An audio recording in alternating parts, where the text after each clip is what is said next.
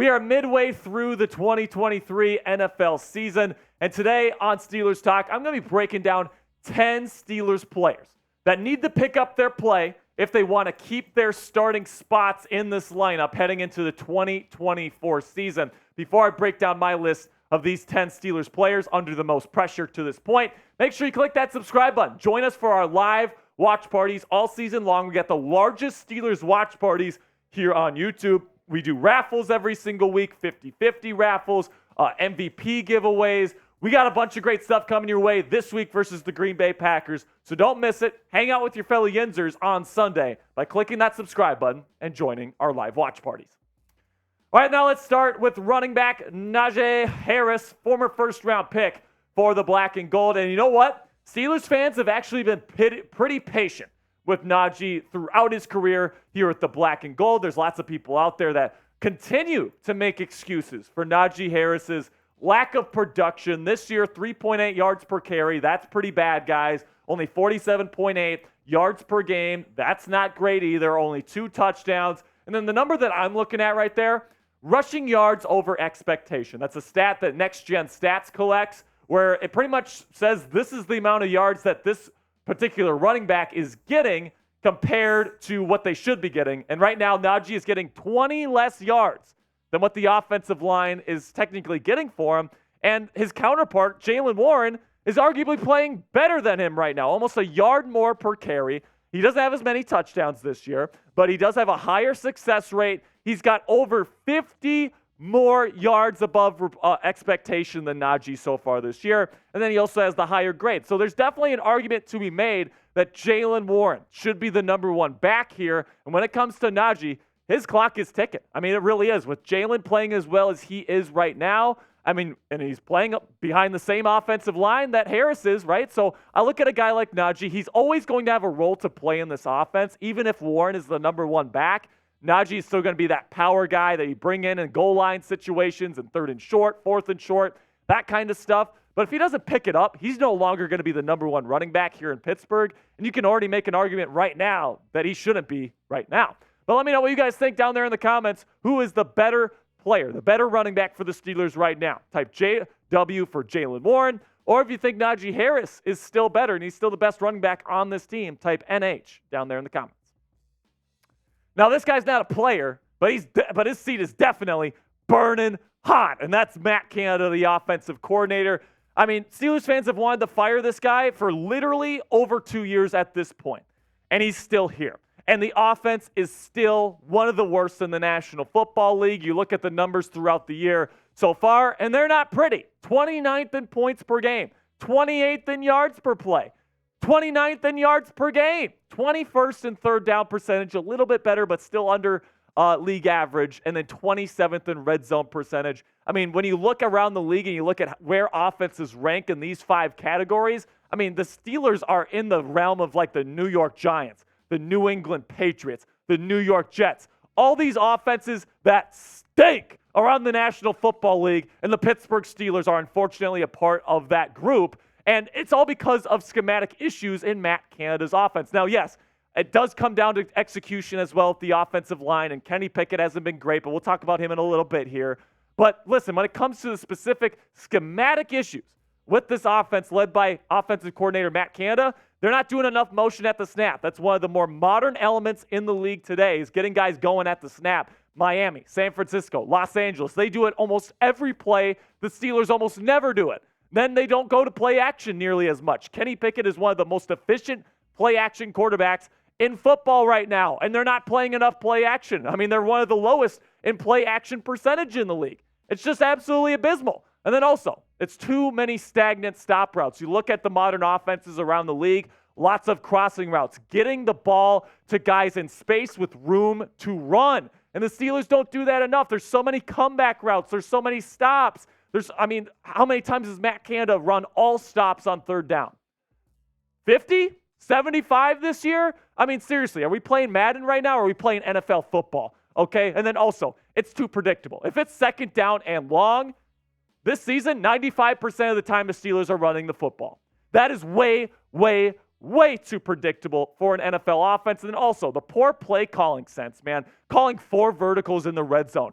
throwing the ball from shotgun on 4th and 1 when the run game is going. There's been too many instances here where Matt Canada shows that he just doesn't know what plays to call in the right moments, and it's not looking good for Matt Canada right now. With these numbers midway through the season, he's going to have to pick it up big time, and I'm talking like top 10, at least top 15 production for the rest of this season, or, his contract's over after this year. He's gone. The Steelers are going to find a new offensive coordinator. So if there's anybody that's on the hot seat, let alone on the Steelers, but in the National Football League right now, it has to be this man, Matt Canada. Now, coming up here, I'm going to be talking about Kenny Pickett. Should his butt be on the hot seat heading into the second half of the NFL season? I'm going to let you know what I think here in just a second. But first, I want to tell you about our sponsor of today's show, which is Game Time. And let me tell you, man, Game Time is the only ticketing app that I have to use. It's the only one I have on my phone. And that didn't used to be the case. Before Game Time, I had a bunch of different ticketing apps on my phone.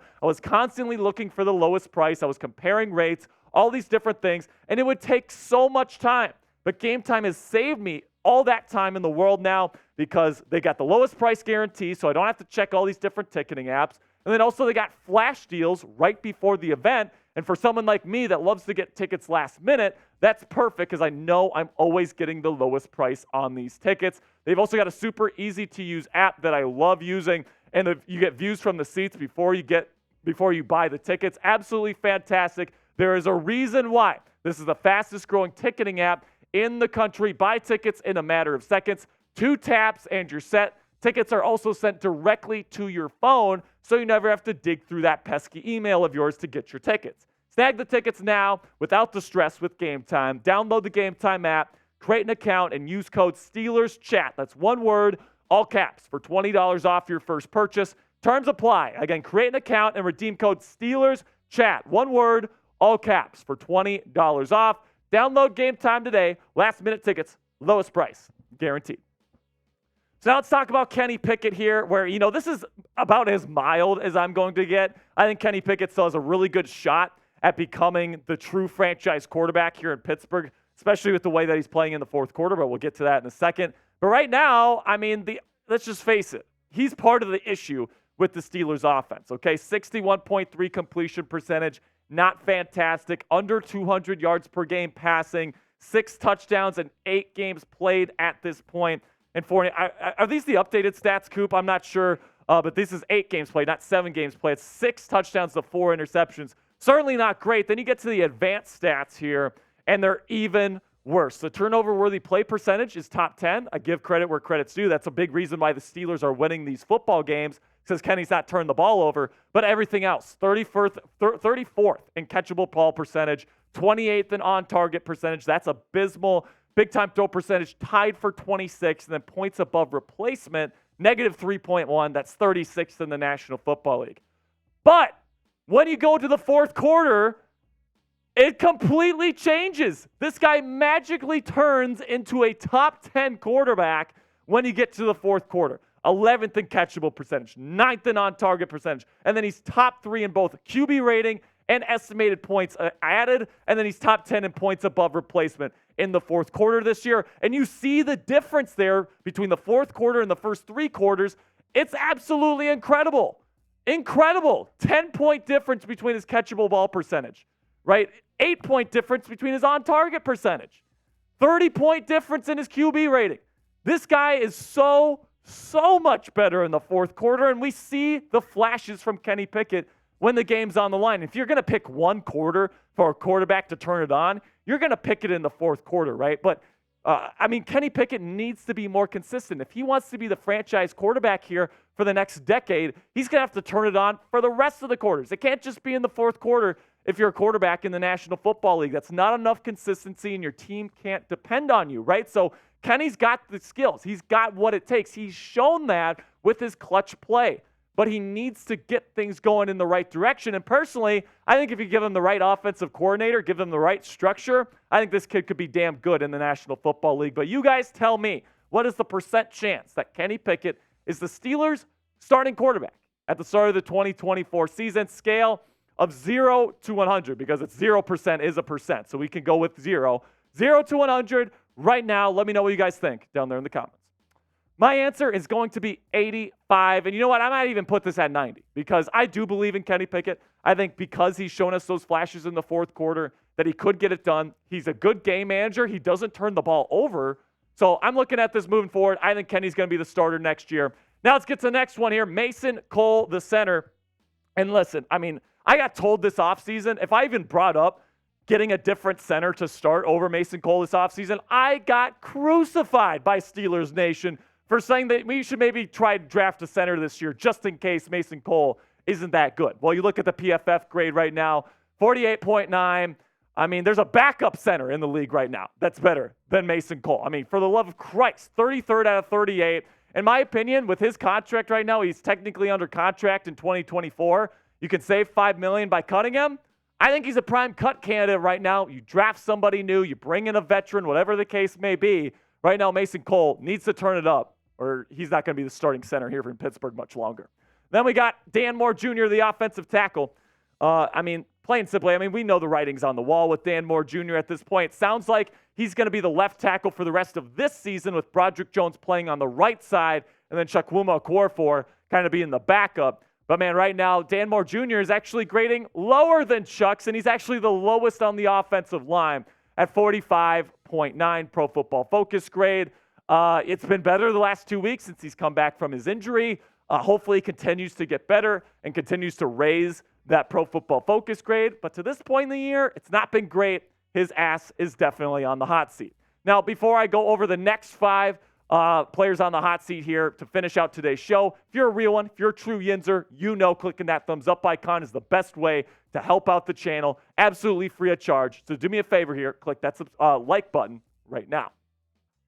Another player that needs to start playing better right now is Patrick Peterson, the corner. You bring this guy in to replace Cam Sutton's role in the defense, kind of moving him around more, and he's frankly looked tired. He's looked old. He's looked slow so far this year, and the Pro Football Focus grade reflects that. 54.2. It's 91st in the National Football League, people.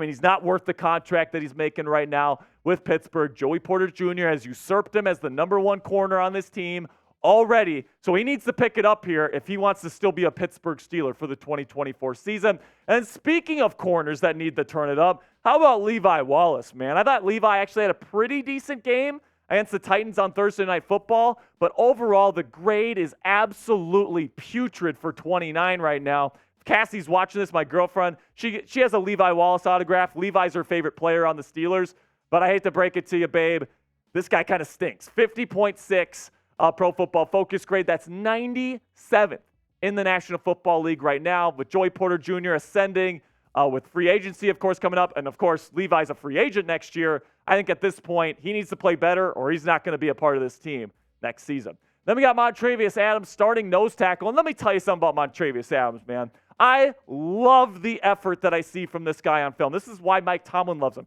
This is why they kept him on the roster this offseason despite a really bad 2022 campaign. This guy plays his heart out on every single play, and the Pro Football Focus grade has actually gotten better this year. He's grading about league average, according to Pro Football Focus, among other NFL defensive tackles with a 59.3 Pro Football Focus grade. Certainly not great. He's a free agent at this point next year. So I'm looking at Montravius. You got Keanu Benson for the future potentially. If he wants to be the starting nose tackle for the Steelers, he needs to get even better from the improved play that he's put on film here in 2023. Then we got Allen Robinson here. Let's just face it. Robinson has looked slow this year. He has been a straight-up traffic cone from the slot wide receiver position, and the Pro Football Focus grade reflects that right now, 53.3. 108th out of 118 NFL wide receivers, man. This guy just can't get open anymore.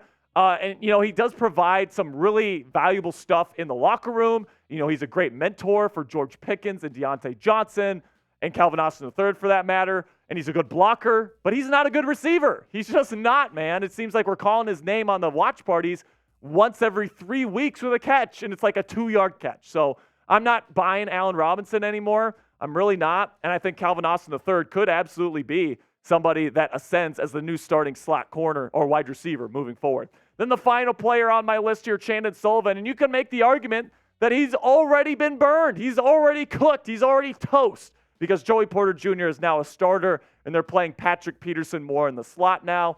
But listen, if Chandon gets another opportunity, he cannot waste it for the rest of this season because he has been, out of all the corners that have not played their best football this year, this guy's been the worst of them. 44.6 PFF grade right now, 108th out of 118 NFL corners.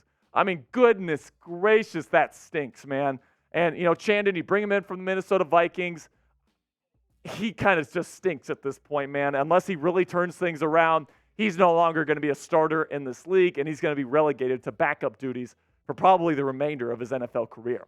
Now, let me know, is there a player that I missed on my list? Which Steelers player is under the most pressure right now? Name the player they think is under the most pressure, and if you think there's somebody that I missed on my list, include that person's name in your comment below.